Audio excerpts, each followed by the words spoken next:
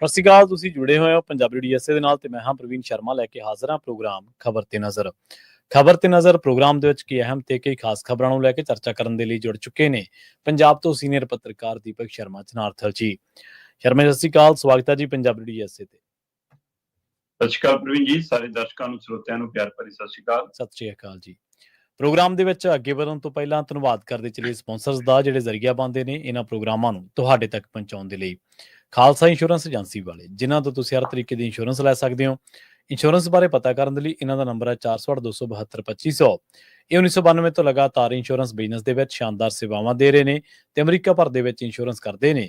Obama care, Medicare ਜਾਂ ਫਿਰ covered California ਬਾਬਤ ਪਾਲਿਸੀ ਕਰਵਾਉਣ ਦੇ ਲਈ, ਸਲਾਹ ਲੈਣ ਦੇ ਲਈ ਅੱਜ ਹੀ ਕਾਲ ਕਰੋ 468 272 2500 ਤੇ। ਟਰਕੀਨਾ ਇਮੀਗ੍ਰੇਸ਼ਨ ਲਾ ਫਰਮ ਵਾਲੇ, ਜੇ ਟਰਕੀਨਾ ਟੋਨੀ ਟਰਕੀਨਾ ਦੇ ਨਾਲ ਤੁਸੀਂ ਯੂਐਸ ਇਮੀਗ੍ਰੇਸ਼ਨ ਬਾਬਤ ਕੋਈ ਵੀ ਸਲਾਹ ਕਰਨੀ ਹੈ, ਕੋਈ ਵੀ ਸਵਾਲ ਪੁੱਛਣਾ ਤੇ ਇਹਨਾਂ ਦਾ ਨੰਬਰ ਹੈ 415 909 0503। ਗੁਰਦੀਪ ਸਿੰਘ ਬਿਰਦੀ ਕਲੋਬਿਸ, ਮਨਦੀਪ ਸਿੰਘ, ਸੰਦੀਪ ਕੌਰ ਸੈਨ ਹੋਜ਼ੇ, ਅਮਰੀਕ ਸਿੰਘ ਅਟਵਾਲ, ਜਰਨੈਲ ਸਿੰਘ ਯੂਬਾ ਸਿਟੀ, ਗੁਰਨਾਮ ਸਿੰਘ ਐਂਟੀਲੋਪ ਤੇ ਜਰਨੈਲ ਸਿੰਘ ਸਿਆਟਲ ਤੋਂ। ਇਹਨਾਂ ਸਾਰੇ ਹੀ ਸਪਾਂਸਰਸ ਦਾ ਬਹੁਤ ਬਹੁਤ ਧੰਨਵਾਦ। ਤੇ ਜੇਕਰ ਤੁਸੀਂ ਵੀ ਪੰਜਾਬੀ ਡੀਐਸਏ ਦੇ ਇਹਨਾਂ ਪ੍ਰੋਗਰਾਮਾਂ ਨੂੰ ਸਪਾਂਸਰ ਕਰਨਾ ਚਾਹੁੰਦੇ ਹੋ ਤਾਂ ਸਟੂਡੀਓ ਦਾ ਨੰਬਰ ਹੈ 468 272 5200। ਅੱਜ ਦਾ ਇਹ ਖਬਰ ਤੇ ਨਜ਼ਰ ਪ੍ਰੋਗਰਾਮ ਸਾਲ 2025 ਦੀ 8 ਸਤੰਬਰ ਦਾ ਪ੍ਰੋਗਰਾਮ ਹੈ ਤੇ ਦਿਨ ਅੱਜ ਸੋਮਵਾਰ ਹੈ। ਖਬਰਾਂ ਦੀ ਸ਼ੁਰੂਆਤ ਕਰੀਏ ਸ਼ਰਮਾ ਜੀ। ਪੰਜਾਬ ਦੇ ਵਿੱਚ ਇਸ ਵੇਲੇ ਜਿਹੜੇ ਹਾਲਾਤ ਬਣੇ ਹੋਏ ਨੇ, ਤਰਾਸਦੀ ਹੈ ਭਿਆਨਕ ਹੜ੍ਹਾਂ ਦੀ, ਉਹਦੇ ਤੋਂ ਕੈਬਨਿਟ ਦੀ ਬੈਠਕ ਹੋਈ ਹੈ ਜੀ ਤੇ ਤਸਵੀਰਾਂ ਸ਼ੇਅਰ ਕੀਤੀਆਂ ਜਾ ਰਹੀਆਂ ਨੇ ਆਮ ਆਦਮੀ ਪਾਰਟੀ ਵੱਲੋਂ ਕਿ ਮੁੱਖ ਮੰਤਰੀ ਸਾਹਿਬ ਹਸਪਤਾਲ ਦੇ ਵਿੱਚ ਸੀਗੇ, ਬਾਵਜੂਦ ਇਸ ਦੇ ਉਹਨਾਂ ਨੇ ਮੀਟਿੰਗ ਲਈ ਹੈ। ਪਰ ਇੱਥੋਂ ਤੱਕ ਤਾਂ ਠੀਕ ਹੈ ਕਿ ਉਹਨਾਂ ਨੇ ਮੀਟਿੰਗ ਲਈ ਹੈ, ਪਰ ਇਹ ਗੱਲ ਕਿੱਥੋਂ ਨਿਕਲੀ ਹੈ ਜਾਂ ਕਿੱਥੋਂ ਤੁਰ ਪਈ ਕਿ ਮੁੱਖ ਮੰਤਰੀ ਤਾਂ ਪਰ ਮਨੀਸ਼ ਸਿਸੋਦੀਆ ਹੀ ਨੇ ਜੀ। ਪ੍ਰਵੀਨ ਜੀ, ਪੰਜਾਬ ਦੇ ਮੁੱਖ ਮੰਤਰੀ ਮੋਹਾਲੀ ਦੇ ਫੋਰਟਿਸ ਹਸਪਤਾਲ 'ਚ ਜਿਹੜੇ ਇਲਾਜ ਨੇ ਜੀ, ਤੇ ਪਾਰਟੀ ਵੱਲੋਂ ਕਿਹਾ ਜਾ ਰਿਹਾ ਕਿ ਜੀ ਉਹ ਲਗਾਤਾਰ ਪਾਣੀ 'ਚ ਰਹੇ, ਅਨਿੰਦਰੇ ਰਹੇ, ਭੁੱਖੇ ਰਹੇ, ਇਸ ਕਾਰਨ ਬਿਮਾਰ ਹੋਏ। ਕਾਰਨ ਚਾਹੇ ਕੋਈ ਵੀ ਹੋਵੇ, ਬਿਮਾਰ ਕੋਈ ਵੀ ਹੋ ਸਕਦਾ, ਇਹ 'ਚ ਕੋਈ ਦੋ ਰਾਏ ਨਹੀਂ। ਤੇ ਮੁੱਖ ਮੰਤਰੀ ਭਗਵੰਤ ਮਾਨ ਹੋਰਾਂ ਦੇ ਉਹ ਪਾਈਪ ਲੱਗੀ ਹੋਈ ਹੈ ਜਿਹਦੇ ਰਾਹੀਂ ਮੈਂ ਕੱਲ ਫੀਡ ਜਾਂ ਟੀਕਾ ਟੂਕਾ ਲਾਇਆ ਜਾਂਦਾ, ਸਾਰਾ ਕੁਛ ਉਹ ਦਿਖ ਰਿਹਾ ਫੋਟੋਆਂ 'ਚ। ਹਾਂਜੀ। ਤੇ ਇਸ ਲਈ ਸਾਰਾ ਪੰਜਾਬ, ਚਲੋ ਆਪਾਂ ਅਰਦਾਸ ਕਰਦੇ ਹਾਂ ਕਿ ਬੰਦਾ ਤੰਦਰੁਸਤ ਰਹੇ। ਨਲਾਇਕੀਆਂ ਖਾਮੀਆਂ ਆਪਣੀ ਜਗ੍ਹਾ ਹੈ ਨਾ, ਬੰਦੇ ਦੀ ਜ਼ਿੰਦਗੀ ਆਪਣੀ ਜਗ੍ਹਾ, ਸੋ ਤੰਦਰੁਸਤੀ ਹੋਣਾ ਬਹੁਤ ਜ਼ਰੂਰੀ ਜੀ। ਉਹਨਾਂ ਨੇ ਖੁਦ ਵੀ ਕਿਹਾ ਕਿ ਮੈਂ ਠੀਕ ਹੋ ਰਿਹਾ, ਪਹਿਲਾਂ ਨਾਲੋਂ ਬਿਹਤਰ ਮਹਿਸੂਸ ਕਰ ਰਿਹਾ ਤੇ ਮੈਂ ਇੱਥੇ ਬੈਠ ਕੇ ਵੀ ਪੰਜਾਬ ਦਾ ਫਿਕਰ ਕਰ ਜੀ। ਸੋ ਉਹਨਾਂ ਨੇ ਜੀ ਕੈਬਨਿਟ ਬੈਠਕ ਉੱਥੋਂ ਹੀ ਲਈ, ਉਹ ਆਨਲਾਈਨ ਜੁੜੇ ਹੈ ਨਾ ਅੱਜ ਦੀ ਟੈਕਨੋਲੋਜੀ ਦੇ ਨਾਲ, ਤੇ ਮੰਤਰੀ ਸਾਰੇ ਉਹਨਾਂ ਦੇ ਸਰਕਾਰੀ ਰਿਹਾਇਸ਼ ਘਰੇ ਜਿਹੜਾ ਉਹ ਮੀਟਿੰਗ ਹਾਲ ਬਣਿਆ ਉੱਥੇ ਬੈਠੇ ਸੀ ਤੇ ਉੱਥੇ ਉਹਨਾਂ ਨੂੰ ਬੜੀ ਸਕਰੀਨ ਤੇ ਦੇਖ ਰਹੇ ਸੀ ਤੇ ਮੁੱਖ ਮੰਤਰੀ ਸਾਹਿਬ ਉੱਥੋਂ ਹੀ ਕਾਗਜ਼ ਤੇ ਕੁਝ ਲਿਖ ਕਰ ਸਾਰਾ ਕੁਝ ਕਰਕੇ ਦਿਖਾ ਰਹੇ ਸੀ ਕਿ ਹਾਂ ਦੇਖੋ ਵੀ ਮੇਰੀਆਂ ਤਸਵੀਰਾਂ ਚੰਗੀਆਂ ਜਾਣ। ਤਸਵੀਰ ਖਿਚਵਾਉਣ 'ਚ ਤਾਂ ਮੋਦੀ ਤੋਂ ਘੱਟ ਨਹੀਂ ਗਏ ਸਾਡੇ ਮੁੱਖ ਮੰਤਰੀ, ਉਹ ਅੰਦਾਜ਼ ਉਹਨਾਂ ਨੂੰ ਚੰਗਾ ਹੁੰਦਾ, ਕਲਾਕਾਰ ਰਹੇ ਨੇ ਤੇ ਇਸ ਲਈ। ਪਰ ਫਿਰ ਵੀ ਉਹਨਾਂ ਨੇ ਕੁਝ ਫੈਸਲੇ ਲਏ ਜਿਹੜੇ ਫੈਸਲੇ ਧਿਆਨ ਮੰਗਦੇ ਨੇ ਜੀ। ਮੁੱਖ ਮੰਤਰੀ ਭਗਵੰਤ ਮਾਨ ਹੋਰਾਂ ਨੇ ਪੰਜਾਬ ਦੇ ਹੜ੍ਹ ਪੀੜਤ ਲੋਕਾਂ ਦੇ ਲਈ ਕੁਝ ਐਲਾਨ ਕੀਤੇ ਨੇ ਕਿ ਅਸੀਂ ਸਰਬਸੰਮਤੀ ਨਾਲ ਫੈਸਲਾ ਕੀਤਾ ਕਿ ਪ੍ਰਤੀ ਏਕੜ 20,000 ਰੁਪਇਆ ਅਸੀਂ ਮੁਆਵਜ਼ਾ ਦੇਵਾਂਗੇ ਜੀ। ਮ੍ਰਿਤਕ ਪਰਿਵਾਰਾਂ ਨੂੰ ਅਸੀਂ 4-4 ਲੱਖ ਰੁਪਇਆ ਦੇਵਾਂਗੇ। ਸਹਿਕਾਰੀ ਜਾਂ ਜਿਹੜੇ ਮਤਲਬ ਕਿ ਸੁਸਾਇਟੀਆਂ ਦੇ ਲੋਨ ਨੇ ਉਹ 6 ਮਹੀਨੇ ਲਈ ਅੱਗੇ ਪਾ ਦਿੱਤੇ ਗਏ ਨੇ, ਰੋਕ ਦਿੱਤੇ ਗਏ ਨੇ 6 ਮਹੀਨੇ। ਕੋਈ ਕਿਸ ਭਰਨ ਦੀ ਲੋੜ ਨਹੀਂ, ਕੁਛ ਕਰਨ ਦੀ ਲੋੜ ਨਹੀਂ ਹੈ ਨਾ। ਇਸ ਤਰ੍ਹਾਂ ਦੇ ਕੁਝ, ਜਾਂ ਫਿਰ ਜਿਹੜੇ ਘਰ ਢਹੇ ਨੇ ਕੁਛ ਨੇ, ਉਹਨਾਂ ਦਾ ਅਸੀਂ ਸਰਵੇ ਕਰਾਂਗੇ, ਮੈਡੀਕਲ ਟੀਮਾਂ ਤਾਇਨਾਤ ਕਰਾਂਗੇ। ਸੋ ਅਜਿਹੇ ਕੁਝ ਮੁੱਢਲੇ ਫੈਸਲੇ ਉਹਨਾਂ ਨੇ ਲਏ ਜੀ। ਹੁਣ ਗੌਰ ਕਰਨ ਵਾਲੀ ਗੱਲ ਇਹ ਹੈ ਕਿ ਜੀ ਇਹਦੇ ਵਿੱਚੋਂ ਰਾਹਤ ਕਿੱਥੇ, ਮੈਂ ਇਹ ਲੱਭਣਾ ਚਾਹਿਆ। ਇਹ ਸਾਰੇ ਐਲਾਨ ਉਹ ਨੇ ਜਿਹੜੇ ਇੱਕ ਨਿਯਮ ਬਣਿਆ ਹੋਇਆ ਸਰਕਾਰ ਦਾ। ਮੁੱਖ ਮੰਤਰੀ ਭਗਵੰਤ ਮਾਨ ਲੋਕਾਂ ਨੂੰ ਕਹਿੰਦੇ ਸੀ ਨਾ ਕਿ ਮੁਰਗੀ ਦਾ ਵੀ ਮੁਆਵਜ਼ਾ ਮਿਲੂ, ਬੱਕਰੀ ਦਾ ਵੀ ਮਿਲੂ, ਹੈ ਨਾ। ਕਹਿੰਦੇ ਸੀ ਉਹ ਮੁਰਗੀ ਦਾ 100 ਰੁਪਇਆ ਮੁਆਵਜ਼ਾ ਤੈਅ ਹੈ ਜੀ। ਤੇ ਪਰ ਇਹ ਵੀ ਸੱਚ ਹੈ ਕਿ ਉਹ 1000 ਮੁਰਗੀ ਤੋਂ ਵੱਧ ਨਹੀਂ ਮਿਲਣਾ ਚਾਹੀਦਾ, ਪੋਲਟਰੀ ਫਾਰਮ ਵੀ ਹੋਵੇ। ਤੇ ਇਸ ਅੰਦਾਜ਼ ਹਿਸਾਬ ਲਾ ਲਓ ਫਿਰ ਮਿਲਣਾ ਕੀ ਹੈ ਬੰਦਿਆਂ ਨੂੰ, ਮਤਲਬ ਸ਼ਾਇਦ 100 ਮੁਰਗੀ ਤੋਂ ਉੱਪਰ ਨਹੀਂ ਮਿਲਦਾ। ਮੈਂ ਕਿਹਾ ਮੈਂ 1000 ਜ਼ਿਆਦਾ ਕਹਿ ਗਿਆ, 10,000 ਰੁਪਇਆ ਹੀ ਮਿਲਦਾ, ਵੱਧ ਤੋਂ ਵੱਧ ਇੰਨਾ ਮਿਲ ਸਕਦਾ। 100 ਮੁਰਗੀ ਤੋਂ ਵੱਧ ਨਹੀਂ ਮਿਲਦਾ। ਹੁਣ ਮੈਸ ਦਾ ਜੇ ਹੈਗਾ ਤਾਂ ਉਹ ਮੇਰੇ ਖਿਆਲ 35 ਤੋਂ 37,000 ਹੈ। ਹਾਂਜੀ, ਨਹੀਂ ਤੇ ਫਿਰ ਮੈਨੂੰ ਦੱਸੋ ਜੀ ਇਹ 'ਚ ਮੈਸ ਆ ਜੂਗੀ? 20,000 ਜੇ ਤੁਸੀਂ 1 ਏਕੜ ਪਿੱਛੇ ਕਹਿ ਰਹੇ ਹੋ ਮੁਆਵਜ਼ਾ ਜਾਇਜ਼ ਹੈ ਜੀ? ਜੀ ਜੀ। ਲੋਕ ਤਾਂ ਪੁੱਛਣ ਲੱਗ ਗਏ ਕਿ ਜੇ ਨਕਲੀ ਸ਼ਰਾਬ ਪੀ ਕੇ ਕੋਈ ਮਰਦਾ ਤਾਂ ਉਹਦੇ ਪਰਿਵਾਰ ਨੂੰ 10 ਲੱਖ ਤੇ ਨੌਕਰੀ, ਜੇ ਤੁਹਾਡੀ ਇਸ ਹੜ੍ਹਾਂ ਕਰਕੇ, ਤੁਹਾਡੀ ਨਲਾਇਕੀਆਂ ਕਰਕੇ ਕੋਈ ਮਰੇ ਤਾਂ ਉਹਨੂੰ 4 ਲੱਖ। ਸਹੀ ਹੈ। ਤਾਂ ਸਵਾਲ ਕਰਨ ਲੱਗ ਪਏ। ਪਰ ਇਹ ਤੋਂ ਵੀ ਗਾਂ ਮੁੱਖ ਮੰਤਰੀ ਸਾਹਿਬ ਇਹ ਦੱਸ ਦੇਣ ਕਿ ਜਿਹੜਾ ਉਹਨਾਂ ਨੇ, ਮੈਂ ਇਕੱਲੇ 20,000 ਦੇ ਹਵਾਲੇ ਨਾਲ ਉਦਾਹਰਨ ਨਾਲ ਜਾਣਨਾ ਚਾਹੁੰਦਾ, ਤੁਸੀਂ ਪ੍ਰਤੀ ਏਕੜ 20,000 ਰੁਪਇਆ ਲਾਉਂਦੇ ਆ। ਜਦੋਂ ਅਸੀਂ ਲੈਂਡ ਪੂਲਿੰਗ ਲਿਆ ਰਹੇ ਸੀ ਤਾਂ ਅਸੀਂ ਕਹਿੰਦੇ ਲੱਖ ਰੁਪਇਆ ਵੀ ਦਿਆਂਗੇ ਸਾਲ ਦਾ। ਜੀ ਜੀ। ਜਦ ਕਿ ਉਹ ਪਤਾ ਸੀ ਕਿ ਉਹ 2-3 ਸਾਲ ਤੋਂ ਬਾਅਦ ਨਹੀਂ ਮਿਲਣਾ। ਤੇ ਫਿਰ ਤੁਸੀਂ ਲੱਖ ਰੁਪਏ ਦੇ ਹਿਸਾਬ ਨਾਲ 50,000 ਤਾਂ ਬਣਦਾ ਜੀ, ਇੱਕ ਫਸਲ ਮਰੀ ਹੈ ਜੀ। ਸਹੀ ਹੈ। ਫਿਰ ਉਹ ਕਿੱਥੇ ਹੈ? ਅੱਛਾ, ਫਿਰ ਤੁਸੀਂ ਲੋਕਾਂ ਨੂੰ ਇਹ ਦੱਸੋਗੇ ਕਿ 20,000 ਜਿਹੜਾ ਐਲਾਨਿਆ ਚ 6800 ਕੇਂਦਰ ਵਾਲਾ ਜੀ ਵਿੱਚ, ਸਾਡਾ ਨਹੀਂ ਹੈ ਸਰ। ਅਸੀਂ ਜਦੋਂ ਪਿੰਡਾਂ ਚ ਗਏ, ਲੋਕਾਂ ਨੂੰ ਮਿਲੇ, ਉਹਨਾਂ ਨੇ ਦੱਸਿਆ ਕਿ 2023 ਚ ਵੀ ਹੜ੍ਹ ਆਏ ਸੀ, ਸਾਨੂੰ 6800 ਸਾਡੇ ਖਾਤਿਆਂ ਚ ਆਏ, ਪਰ ਪੰਜਾਬ ਸਰਕਾਰ ਕੇਂਦਰ ਵਾਲੀ ਸੀ, ਪੰਜਾਬ ਵਾਲੇ ਨਹੀਂ ਆਏ। ਕਈਆਂ ਨੂੰ 6800 ਵੀ ਨਹੀਂ ਮਿਲਿਆ। ਨਹੀਂ ਮਿਲਿਆ, ਸਹੀ ਗੱਲ ਹੈ ਜੀ। ਪਰ ਕਈਆਂ ਨੂੰ 6800 ਮਿਲਿਆ, ਪਰ ਪੰਜਾਬ ਵਾਲਾ ਕਹਿੰਦੇ ਕਿਸੇ ਨੂੰ ਵੀ ਨਹੀਂ ਮਿਲਿਆ। ਉਸ ਸਮੇਂ ਸ਼ਾਇਦ 15,000 ਇਹਨਾਂ ਨੇ ਤੈਅ ਕੀਤਾ ਸੀ ਪ੍ਰਤੀ ਏਕੜ। ਠੀਕ ਹੈ ਜੀ। ਤੇ ਜੇ 15,000 ਦੇ ਹਿਸਾਬ ਨਾਲ ਲਾਈਏ ਤਾਂ ਪੰਜਾਬ ਸਰਕਾਰ ਨੇ ਪ੍ਰਤੀ ਏਕੜ 8200 ਪਾਉਣਾ ਸੀ। ਤੁਸੀਂ ਉਹ ਨਹੀਂ ਪਾਇਆ, ਇਹਦਾ ਮਤਲਬ। ਤੇ ਜੇ ਅੱਜ ਤੁਸੀਂ 20,000 ਲਾਉਂਦੇ ਹੋ, ਅੱਜ ਵੀ ਕੇਂਦਰ ਵਾਲਾ 6800 ਹੀ ਹੈ, ਤੇ ਫਿਰ ਤੁਸੀਂ 13,200 ਪਾਉਣਾ। ਕੋਈ ਹੈਗਾ ਜੀ ਬਜਟ? ਕੋਈ ਦੱਸੋਗੇ ਕਿ ਤੁਰੰਤ ਪੈ ਜਾਊਗਾ? ਨਹੀਂ ਪੈ ਜਾਊਗਾ। ਹਾਂ, ਇਹਦੇ ਨਾਲ ਜਿਹੜਾ ਪੰਜਾਬ ਦੇ ਵਿੱਚ ਇੱਕ ਮੰਗ ਬਣ ਗਈ ਸੀ, ਇੱਕ ਆਧਾਰ ਬਣ ਗਿਆ ਸੀ, ਉਸ ਤੋਂ ਇਹਨਾਂ ਨੂੰ ਪਿੱਛੇ ਹਟਣਾ ਔਖਾ ਸੀ। ਉਹ ਸੀ ਕਿ ਜਿਸ ਦਾ ਖੇਤ ਉਸਦੀ ਰੇਤ। ਹਾਂਜੀ ਹਾਂਜੀ। ਇਹ ਗੱਲ ਭਗਵੰਤ ਮਾਨ ਨੇ ਕੱਲ ਕੈਬਨਿਟ ਦੀ ਬੈਠਕ ਤੋਂ ਬਾਅਦ ਕਿਹਾ ਜੀ ਕਿ ਫੈਸਲਾ ਹੋ ਗਿਆ ਕਿ ਦਸੰਬਰ ਤੱਕ ਕਿਸਾਨ ਆਪਣੇ ਖੇਤਾਂ ਚੋਂ ਰੇਤ ਚੱਕ ਸਕਦੇ ਨੇ। ਉਹ ਹੁਣ 1 ਫੁੱਟ ਚੱਕਣ ਦੀ ਆਗਿਆ 2 ਦੀ ਹੈ, ਜਾਂ ਕਈਆਂ ਤਾਂ ਟੋਏ ਵੀ ਪੈ ਗਏ ਹੋਣੇ, ਉਹ ਕੀ ਚੱਕਣੀ, ਉਹਦਾ ਪਾਉਣੀ ਪਊਗੀ। ਬਿਲਕੁਲ ਸਹੀ ਹੈ। ਠੀਕ ਹੈ ਨਾ। ਪਰ ਇਹ ਫੌਰੀ ਰਾਹਤ ਇੱਕ ਦਿਖਦੀ ਹੈ। ਹਾਂ, ਇਹਦੇ ਨਾਲ ਕਾਫੀ ਘਾਟਾ ਜੇ ਜਿਨ੍ਹਾਂ ਦੀ ਰੇਤ ਜੰਮ ਗਈ ਤੇ ਉਹ ਚੱਕ ਕੇ ਵੇਚ ਲੈਣ, ਉਹ ਪੂਰਾ ਹੋ ਸਕਦਾ। ਜੀ ਜੀ। ਜਿਹੜੇ ਫੈਸਲੇ ਤੁਸੀਂ ਕੱਲ ਕੈਬਨਿਟ 'ਚ ਮੀਟਿੰਗ ਕਰਕੇ ਐਲਾਨੇ ਨੇ, ਇਹ ਫੈਸਲੇ ਤਾਂ ਪੰਜਾਬ ਨੂੰ ਸਾਰਿਆਂ ਨੂੰ ਪਤਾ ਸੀ, ਖਾਸ ਕਰਕੇ ਜਿਸਦੀ ਖੇਤ ਉਸਦੀ ਰੇਤ। ਇਹ ਤਾਂ ਮਨੀਸ਼ ਸਿਸੋਦੀਆ 2 ਦਿਨ ਪਹਿਲਾਂ ਹੀ ਪ੍ਰੈਸ ਕਾਨਫਰੰਸ ਕਰਕੇ ਪੰਜਾਬ 'ਚ ਕਹਿ ਚੁੱਕੇ ਨੇ। ਜੀ ਜੀ ਜੀ ਜੀ। ਤੇ ਫਿਰ ਮੁੱਖ ਮੰਤਰੀ ਕੌਣ ਹੈ? ਮਨੀਸ਼ ਸਿਸੋਦੀਆ ਨਾ ਪੰਜਾਬ 'ਚ MC ਹੈ, ਨਾ ਪੰਚ ਹੈ, ਨਾ ਸਰਪੰਚ ਹੈ, ਨਾ ਤੁਹਾਡਾ ਪਾਰਟੀ ਦਾ MLA ਹੈ, ਨਾ ਜੇ MLA ਨਹੀਂ ਗਾ ਤਾਂ ਫਿਰ ਮੰਤਰੀ ਸੰਤਰੀ ਦਾ ਦੂਰ ਦੀ ਗੱਲ। ਜਦੋਂ ਉਹਦੇ ਕੋਲ ਪੰਜਾਬ 'ਚ ਕੋਈ ਸੰਵਿਧਾਨਕ ਅਹੁਦਾ ਨਹੀਂ, ਉਹ ਸਰਕਾਰੀ ਫੈਸਲੇ ਕਿਵੇਂ ਐਲਾਨ ਸਕਦਾ? ਸਹੀ ਗੱਲ। ਉਸ ਨੂੰ ਤੁਸੀਂ ਸਾਰੇ 94 ਦੇ 94 ਨੇ ਸਹੁੰ ਚੁੱਕੀ ਆ ਕਿ ਅਸੀਂ ਭੇਦ ਗੁਪਤ ਰੱਖਾਂਗੇ, ਤੇ ਫਿਰ ਇਹ ਗੁਪਤ ਭੇਜ ਦਿੰਦਾ ਕੌਣ ਹੈ? ਜਾਂ ਤੁਹਾਡੇ ਕੋਲ ਆਉਂਦੇ ਹੀ ਉੱਥੋਂ ਨੇ ਫੈਸਲੇ।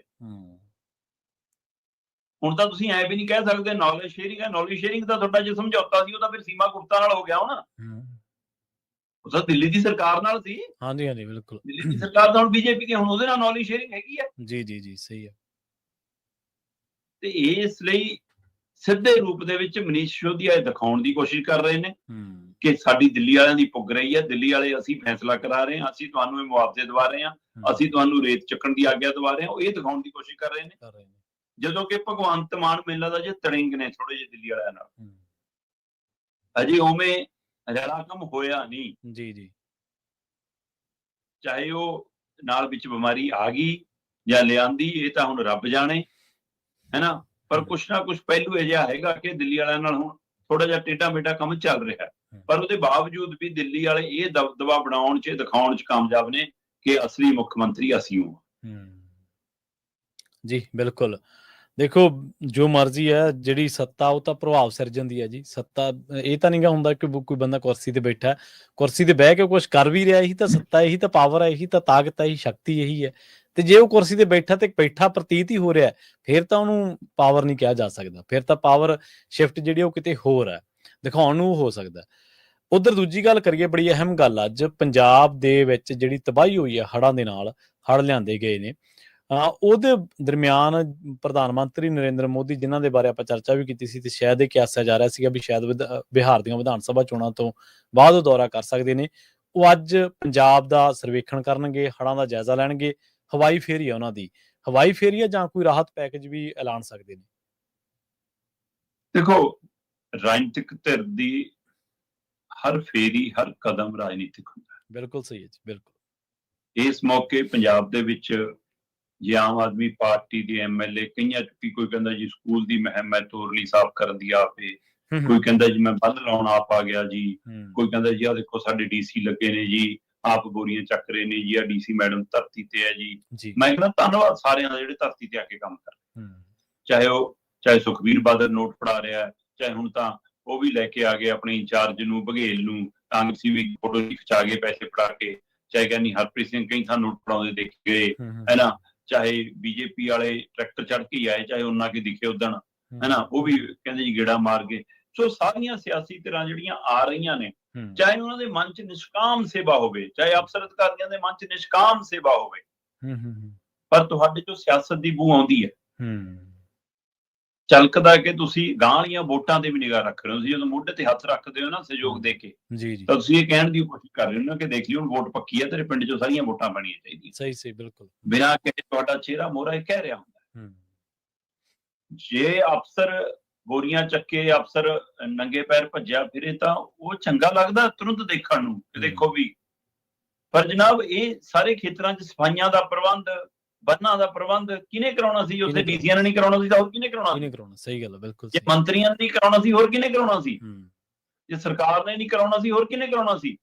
ਜੇ ਉਹ ਨਹੀਂ ਹੋ ਰਿਹਾ ਸੀ ਤਾਂ ਆਵਾਜ਼ ਚੁੱਕਣੀ ਸੀ ਤਾਂ ਵਿਰੋਧੀ ਧਿਰ ਨੇ ਚੁੱਕਣੀ ਸੀ, ਕਿਹਨੇ ਚੁੱਕਣੀ ਸੀ ਹੋਰ?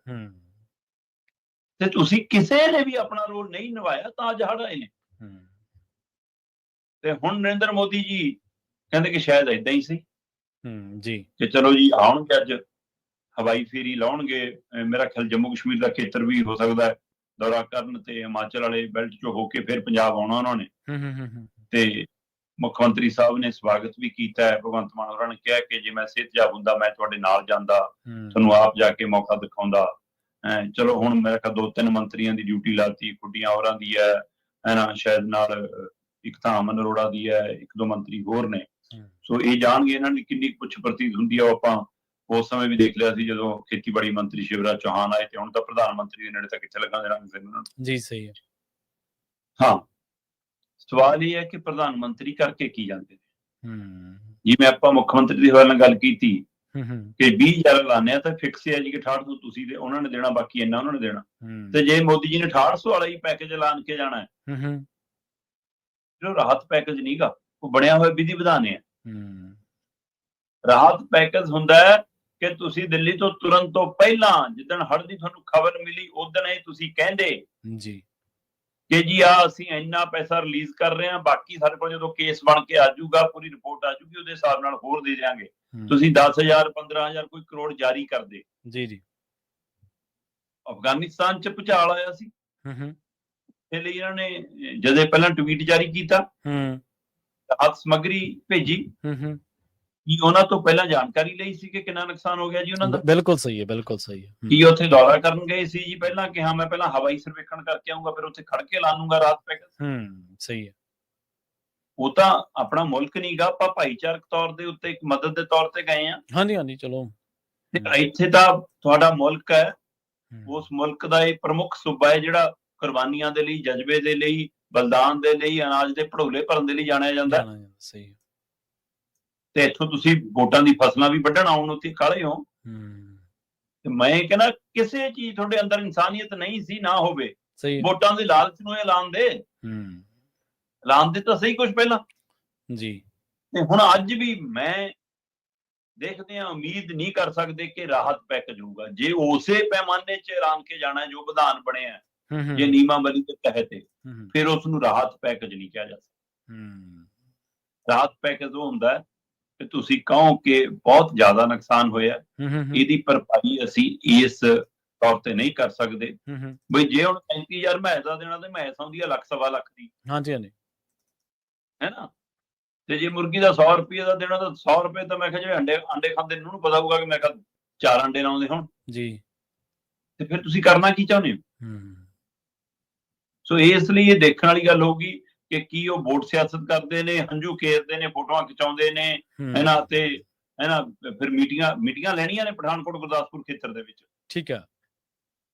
ਤੇ ਉਹ ਮੀਟਿੰਗ ਦੇ ਬਾਅਦ ਕੀ ਕਰਕੇ ਜਾਂਦੇ ਨੇ? ਅੱਜ ਵੀ ਬੀਜੇਪੀ ਭਾਰੂ ਰਹੂਗੀ ਕਿ ਸਰਕਾਰ ਭਾਰੂ ਰਹੂਗੀ, ਦੇਖਣ ਵਾਲੀ ਗੱਲ ਹੈ। ਫੇਰ ਹੀ ਸਰਕਾਰ ਹੀ ਹੁੰਦੀ ਹੈ, ਸਰਕਾਰ ਦੀ ਕੋਈ ਸੁਣਵਾਈ ਹੋਊਗੀ ਅੱਜ। ਬਿਲਕੁਲ ਸਹੀ ਹੈ। ਹਾਂ, ਬਹੁਤ ਪਹਿਲੂ ਦੇਖਣ ਵਾਲੇ ਨੇ। ਚਲੋ ਦੇਖਦੇ ਹਾਂ ਜੀ, ਆਉਣ ਦਿਓ। ਪ੍ਰਧਾਨ ਮੰਤਰੀ ਨੇ ਫਿਰ ਵੀ ਹੈ ਨਾ, ਕੀ ਨਾਟਕ ਕਰਕੇ ਜਾਂਦੇ ਨੇ ਜਾਂ ਕੀ ਸੱਚਮੁੱਚ ਵੰਡਾ ਕੇ ਜਾਂਦੇ ਨੇ ਦੁੱਖ, ਇਹ ਸ਼ਾਮ ਤੱਕ ਪਤਾ ਲੱਗਦਾ। ਬਿਲਕੁਲ ਜੀ। ਦੇਖੋ, ਪ੍ਰਧਾਨ ਮੰਤਰੀ ਨੇ ਤੇ ਜਿਵੇਂ ਤੁਸੀਂ ਅਫਗਾਨਿਸਤਾਨ ਦੇ ਨਾਲ ਤੁਲਨਾ ਕੀਤੀ ਹੈ, ਉੱਥੋਂ ਹੀ ਐਲਾਨ ਸਕਦੇ ਸੀਗੇ। ਅਖਬਾਰਾਂ ਤਾਂ ਪੜ੍ਹਦੇ ਹੀ ਨੇ, ਮੀਡੀਆ ਤਾਂ ਦੇਖਦੇ ਹੀ ਨੇ, ਫੋਟੋਆਂ ਤਾਂ ਪਹੁੰਚਦੀਆਂ ਹੀ ਨੇ। ਕੇਂਦਰੀ ਮੰਤਰੀ ਨੇ ਵੀ ਜਾ ਕੇ ਕੁਝ ਦੱਸਿਆ ਹੀ ਹੋਣਾ। ਚਲੋ ਮੋਦੀ ਸਾਹਿਬ ਨਾਲ ਨਹੀਂ ਗੱਲ ਹੋਈ ਹੋਣੀ, PM ਨੂੰ ਤਾਂ ਦੱਸਿਆ ਹੀ ਹੋਣਾ। ਕੇਂਦਰੀ ਟੀਮਾਂ ਵੀ ਨੇ ਇੱਥੇ। ਹਾਂਜੀ, ਟੀਮਾਂ ਨੇ ਇੱਥੇ, ਟੀਮਾਂ ਆ ਕੇ ਸਰਵੇ ਕਰ ਗਈਆਂ। ਬਿਲਕੁਲ, ਕੁਛ ਤਾਂ ਦੱਸਿਆ ਹੀ ਹੋਣਾ। ਇੰਨਾ ਜਾਨੀ ਨੁਕਸਾਨ, ਇੰਨਾ ਮਾਲੀ ਨੁਕਸਾਨ, ਅੰਦਾਜ਼ਾ ਇੰਨਾ ਹੈ, ਲੋਕਾਂ ਨੂੰ ਆਹ ਮੁਸ਼ੱਕਤ ਕੱਟਣੀ ਪੈ ਰਹੀ ਹੈ, ਮੁੜ ਵਸੇਬਾ ਇੰਨੇ ਚ ਹੋਣਾ। ਮੈਨੂੰ ਲੱਗਦਾ ਪ੍ਰਵੀਨ ਜੀ, ਸਾਡੀ ਸਰਕਾਰਾਂ ਦੀ ਨਲਾਇਕੀ ਕੈਸੀ ਹੈ ਕਿ ਪਹਿਲਾਂ ਕਹਿੰਦੇ ਜੀ ਮੋਟਾ ਜਿਹਾ ਅੰਦਾਜ਼ਾ 13,000 ਕਰੋੜ ਦਾ ਸਾਡਾ ਨੁਕਸਾਨ ਭਰਪਾਈ ਹੋਣੀ ਚਾਹੀਦੀ ਹੈ, ਪੈਕੇਜ 13,000 ਕਰੋੜ ਦਾ ਹੋਣਾ ਚਾਹੀਦਾ। ਕੱਲ 2-3 ਮੰਤਰੀ ਲਾਤੇ, ਹੈ ਨਾ, ਪ੍ਰੈਸ ਕਾਨਫਰੰਸ, ਇੱਕ ਤੋਂ ਬਾਅਦ ਇੱਕ। ਹਾਂਜੀ। ਫਿਰ ਅਮਨ ਅਰੋੜਾ ਜੀ ਕਹਿੰਦੇ ਜੀ ਕਿ ਇਹ ਜੀ 15,000 ਕਰੋੜ ਦਾ ਜੀ 20,000 ਕਰੋੜ ਮਿਲਣਾ ਚਾਹੀਦਾ। ਸ਼ਾਮ ਤੱਕ ਜੀ ਗੋਇਲ, ਉਹ ਕਿਹੜਾ ਮੰਤਰੀ ਆ, ਉਹ ਕਹਿੰਦਾ ਜੀ 25,000 ਕਰੋੜ ਹੋਣਾ ਚਾਹੀਦਾ ਪੈਕੇਜ। ਪਹਿਲਾਂ ਤੈਅ ਤਾਂ ਕਰ ਲਓ। ਕਾਹਲ ਕਾਹਦੀ ਹੈ ਇੱਕ ਭਾਸ਼ਾ ਦਾ ਬੋਲ ਲਓ। ਮਗਰ ਕੌਣ ਲੱਗਿਆ ਤੁਹਾਡੇ? ਹਾਂ ਜੀ। ਮਤਲਬ ਇਸ ਤਰੀਕੇ ਨਾਲ, ਮਤਲਬ ਕਿ ਤੁਸੀਂ, ਅਗਲੇ ਕਹਿਣਗੇ ਪਹਿਲਾਂ ਭਾਈ ਫੈਸਲਾ ਕਰ ਲਿਓ, ਫਿਰ ਜਾ ਕੇ ਕਹੂੰਗਾ ਮੈਂ, ਤਾਂ ਤੁਸੀਂ ਉਹਨੂੰ ਮੌਕਾ ਦੇ ਰਹੇ ਹੋ ਸਹੀ ਗੱਲ ਬਚਣ ਦਾ। ਗੱਲ ਤੁਸੀਂ ਉਹ ਜਿਵੇਂ ਪਿੰਡਾਂ 'ਚ ਨਹੀਂ ਕਹਿ ਦਿੰਦੇ, ਘੀਂਗੇ ਪਾਈ ਜਾਂਦੇ ਆ ਗੱਲ। ਅਸਲ ਦੇ ਵਿੱਚ ਸਰਕਾਰਾਂ ਦੀ ਵੀ ਕ੍ਰੈਡੀਬਿਲਿਟੀ ਹੁੰਦੀ ਹੈ। ਸਰਕਾਰਾਂ ਇਹ ਬੋਲੀ ਥੋੜਾ ਲਾਉਂਦੀਆਂ ਨੇ ਰਾਹਤ ਪੈਕੇਜ ਦੀ, 10 ਵਜੇ ਹੋਰ, 12 ਵਜੇ ਹੋਰ, 2 ਵਜੇ ਹੋਰ, ਰਾਤ ਨੂੰ ਪੈਣ ਲੱਗੇ ਹੋਰ, ਤੇ ਫਿਰ ਅਗਲੇ ਦਿਨ ਕੁਛ ਹੋਰ। ਏਦਾਂ ਥੋੜਾ ਹੁੰਦਾ। ਤੁਹਾਡੇ ਕੋਲੇ ਅਮਲਾ ਫਲ ਆ, ਤੁਸੀਂ 13,000 ਕਰੋੜ ਮੰਗੀ ਜਾਂਦੇ, 60,000 ਕਰੋੜ ਕਹੀ ਜਾਂਦੇ, 13,000 ਕਰੋੜ, ਕਿਤੇ ਮੇਲ ਹੈ ਇਸ ਚੀਜ਼ ਦਾ? ਜੀ। ਅਗਲੀ ਗੱਲ ਕਰੀਏ ਸ਼ਰਮਾ ਜੀ ਆਪਾਂ ਪਾਣੀ ਘਟੇ ਦੀ। ਪਾਣੀ ਤਾਂ ਕਹਿੰਦੇ ਘਟ ਗਿਆ, ਪਰ ਮੁਸ਼ਕਲਾਂ, ਦੁਸ਼ਵਾਰੀ, ਵਿਪਤਾਵਾਂ, ਚਿੰਤਾਵਾਂ, ਝੋਰੇ, ਇਹ ਸਾਰਾ ਕੁਛ ਨਹੀਂ ਘਟਿਆ, ਜਿਉਂਦੇ ਤਿਉਂ ਹੀ ਨੇ ਜੀ। ਬਿਲਕੁਲ ਜੀ। ਪਿਛਲੇ 3-4 ਦਿਨਾਂ ਤੋਂ ਮੀਂਹ ਘੱਟ ਸੀਗਾ। ਪਹਿਲਾਂ ਡੈਮਾਂ 'ਚ ਪਾਣੀ ਦੀ ਆਮਦ ਉਸੇ ਤਰ੍ਹਾਂ ਸੀ, ਇਸ ਲਈ ਰਿਲੀਜ਼ ਵੀ ਲਗਭਗ ਉਸੇ ਤਰ੍ਹਾਂ ਹੋਇਆ, ਬੇਸ਼ੱਕ ਘੱਟ ਮਾਤਰਾ 'ਚ ਹੁੰਦਾ ਰਿਹਾ ਜੀ। ਪਰ ਹੁਣ ਕੱਲ ਉੱਪਰੋਂ ਵੀ ਪਾਣੀ ਦੀ ਆਮਦ ਘਟ ਗਈ ਆ। ਉੱਪਰੋਂ ਪਾਣੀ ਦੀ ਆਮਦ ਘਟਣਾ ਮਤਲਬ ਕਿ ਡੈਮਾਂ 'ਚ ਵੀ ਪਾਣੀ ਘਟਿਆ, ਤੇ ਡੈਮਾਂ 'ਚ ਪਾਣੀ ਘਟਣ ਦੇ ਨਾਲ ਥੋੜਾ ਲੋਕਾਂ ਲਈ ਰਾਹਤ ਇਹ ਮਿਲੀ ਕਿ ਪਾਣੀ ਜਿਹੜੇ ਖੇਤਰਾਂ 'ਚ ਵੜਿਆ ਸੀ, ਖੇਤਾਂ 'ਚ, ਘਰਾਂ 'ਚ, ਪਿੰਡਾਂ 'ਚ, ਉਹ ਵੀ ਘਟਿਆ ਤੇ ਕਈ ਥਾਵਾਂ ਤੋਂ ਨਿਕਲ ਗਿਆ। ਸੋ ਉਸ ਤੋਂ ਬਾਅਦ ਹੁਣ ਥੋੜੀ ਰਾਹਤ ਹੈ, ਸਿਰਫ ਪਾਣੀ ਘਟਣ ਦੀ, ਮੁਸ਼ਕਲ ਦੀ ਨਹੀਂ ਜੀ। ਮੁਸ਼ਕਲ ਘਟੀ ਨਹੀਂ ਹੈ, ਮੁਸ਼ਕਲ ਉਲਟਾ ਵਧੀ ਹੈ। ਹੁਣ ਮਰੇ ਹੋਏ ਪਸ਼ੂ, ਮਰੇ ਹੋਏ ਡੰਗਰ, ਜਾਨਵਰ, ਹੈ ਨਾ, ਉਹ ਸਾਰਾ ਕੁਛ, ਫਿਰ ਘਰਾਂ 'ਚ ਜਮੀ ਮਿੱਟੀ, ਉਹ ਸਾਰਾ ਕੁਛ ਕਿਵੇਂ ਕੱਢਣਾ ਹੈ। ਫਿਰ ਕਹਿ ਤਾਂ ਦਿੱਤਾ ਸਰਕਾਰ ਨੇ ਕਿ ਜੀ 31 ਦਸੰਬਰ ਤੱਕ ਰੇਤ ਚੱਕ ਲਿਓ।